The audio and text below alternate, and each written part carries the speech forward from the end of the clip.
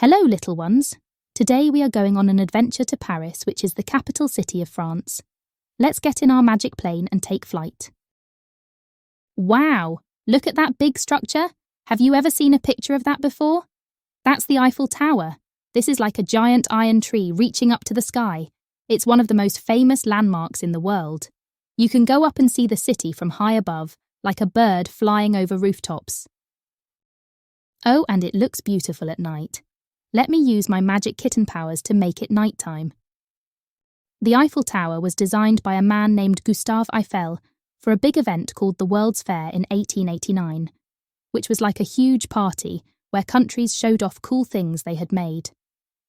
At first, some people in Paris didn't like the Eiffel Tower, but over time people fell in love with it, and it became the symbol of Paris. The tower is over 1,000 feet tall.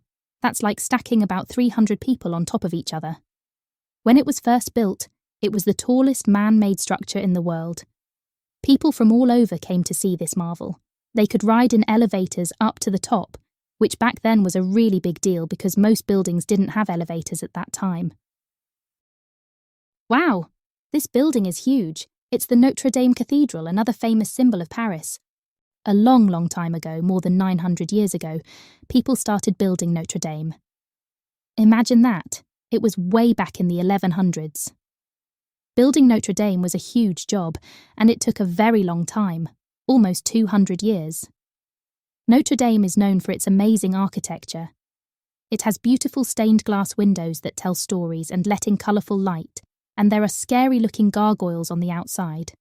These gargoyles are like stone monsters that were believed to scare away evil spirits and also help drain rainwater off the roof. This cathedral has been a part of many important events in history. Kings and queens were crowned there, and many other big celebrations happened there too. It's not just a church, it's like a big book that tells stories from the past. In April 2019, something sad happened. A big fire damaged parts of Notre Dame. But the good news is that people from all over are helping to fix it, and one day it will be all restored, just like new. The Louvre used to be a palace where kings and queens lived, but now it's a museum. One of the biggest and most famous in the world. It has so many rooms and hallways that if you spent just 1 minute looking at each thing, it would take you days to see everything. One of the coolest things about the Louvre is its entrance, a big glass pyramid. It looks like something from a story about ancient Egypt, but it's right in the middle of Paris. This pyramid is like a magic gateway that leads you into the world of art. Inside the Louvre, there are paintings, sculptures, and all sorts of art from different times and places.